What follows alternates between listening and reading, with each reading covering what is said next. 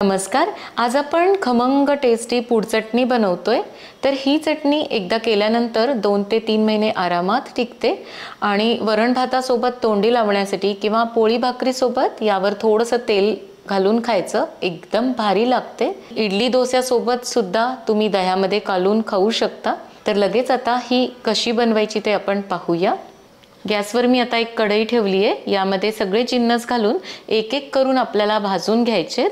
तर सुरुवातीला मी पाव कप हरभऱ्याची डाळ घातली आहे. तर सगळ्या साहित्याची लिस्ट खाली डिस्क्रिप्शन बॉक्समध्ये दिलेली आहे. तर आता मंद गॅसवर ही आपल्याला भाजून घ्यायची आहे.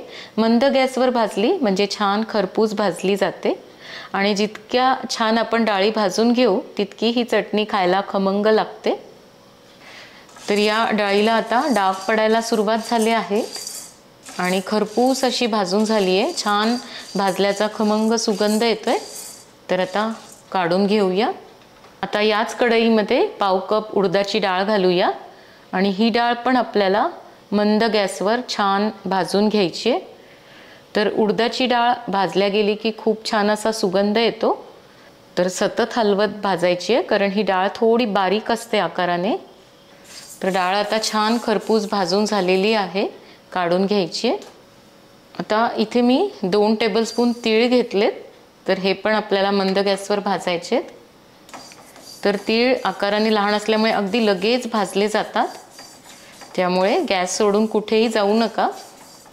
तीळ आता उडायला सुरुवात झाली आहे, तडतड आवाज येतोय. तर लगेच काढून घ्यायचे. पाव कपच आता इथे मी सुकं खोबरं घेतलंय. हे पण तांबूस रंगावर भाजून घ्यायचंय. तर ही पूड चटणी तुम्ही एकदा बनवून ठेवली तर बरेच दिवस टिकते.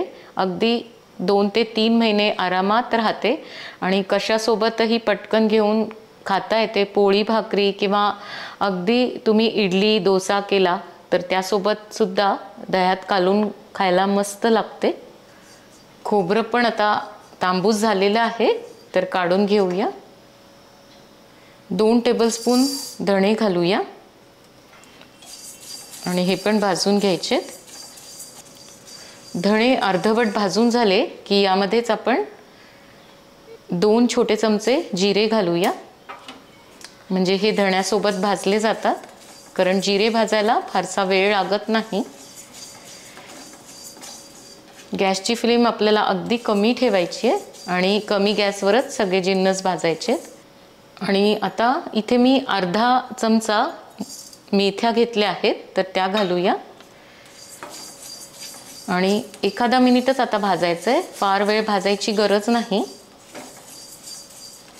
तर मी अगदी अर्धा मिनिटच भाजलंय कारण कढई खूप तापलेली आहे. तर सगळे तिन्ही जिन्नस आपले भाजून झालेले आहेत. खमंग भाजल्याचा सुगंध येतोय. तर लगेच काढून घेऊया. पाव कप मी इथे कढीपत्त्याची पानं घेतली आहेत. तर ही आपल्याला सुरुवातीला कोरडीच भाजून घ्यायची आहेत. थोडीशी कुरकुरीत झाली की मग तेल घालायचं आहे. अगदी अर्धा चमचाच तेल घालायचं आहे, म्हणजे व्यवस्थित भाजली जातात.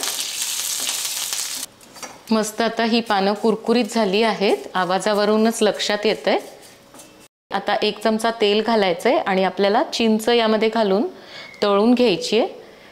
तर लिंबा एवढा एक चिंचेचा गोळा घेऊन मी त्याला छान सुट्ट करून घेतलं होतं आणि आतलं जे बी असतं चिंचोके ते काढून घेतलं. ते काढून घ्या म्हणजे मिक्सरही खराब होणार नाही.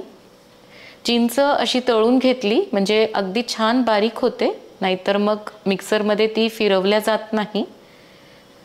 तर आता इथे आपली चिंच तळून झालेली आहे, काढून घेऊया. चिंच तळल्यानंतर थोडंसं तेल शिल्लक राहिलंय, हे तुम्ही कुठल्याही भाजीसाठी किंवा वरणासाठी वापरू शकता. सगळे जिन्नस आपले आता थंड झालेले आहेत. तर मिक्सरच्या भांड्यात सुरुवातीला आपण डाळी टाकून घेऊया. तर हरभऱ्याची डाळ, भाजलेली उडदाची डाळ आणि धने पण यामध्येच घालून आता याला थोडंसं जाडसर वाटून घ्यायचं आहे. तर याला मी आता थोडंसं जाडसर असं वाटून घेतलंय. एका भांड्यात काढून घेऊया.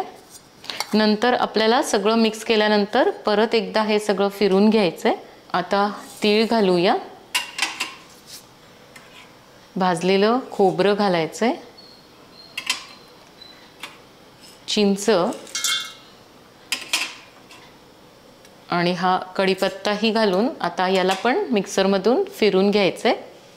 आता हे सगळं मी पल्स मोडला असं छान फिरून घेतलं आहे. एकदम बारीक झालेलं नाही, थोडंसं जाडसर आहे, तर असंच पाहिजे म्हणजे चटणी खाताना छान लागते. आता यामध्ये 2 चमचे तिखट घालूया. तुम्ही हवं तर मिरच्या पण तेलावर परतून घालू शकता. आणि 2 चमच्याला थोडासा जास्त म्हणजे 2 टेबलस्पून गूळ घातलाय. तर ही चटणी थोडीशी आंबट गोड असते, त्यामुळे गूळ घालायचा आहे. तर मी इथे गुळाची पावडर वापरली आहे. अर्धा चमचा हिंग घालूया. चवीनुसार मीठ घालायचं आहे आणि सगळं चमच्याने मिक्स करून घ्यायचं आहे. हे सगळं मी आता मिक्स करून घेतलं आहे. तर मिक्सरच्या भांड्यात परत घालूया आणि पल्स मोडला बंद चालू करत ही चटणी परत फिरून घ्यायची आहे. पण फिरवताना फार बारीक होणार नाही याची काळजी घ्यायची आहे आणि थोडीशी ही रवाळच ठेवायची आहे, म्हणजे खाताना चटणी एकदम छान लागते चवीला. तर आता ही चटणी मी फिरून घेतली आहे. सुरेख असा याला रंग आलाय.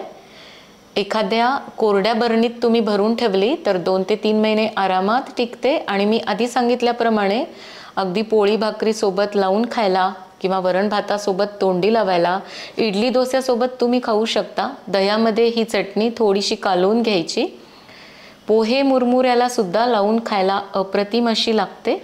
तर कशी वाटली तुम्हाला आजची ही चटणी कमेंट करून नक्की सांगा. आवडली तर इतरांसोबत हा व्हिडिओ शेअर करायला विसरू नका. पुन्हा भेटूयात. तोपर्यंत मस्त खा आणि मस्त रहा.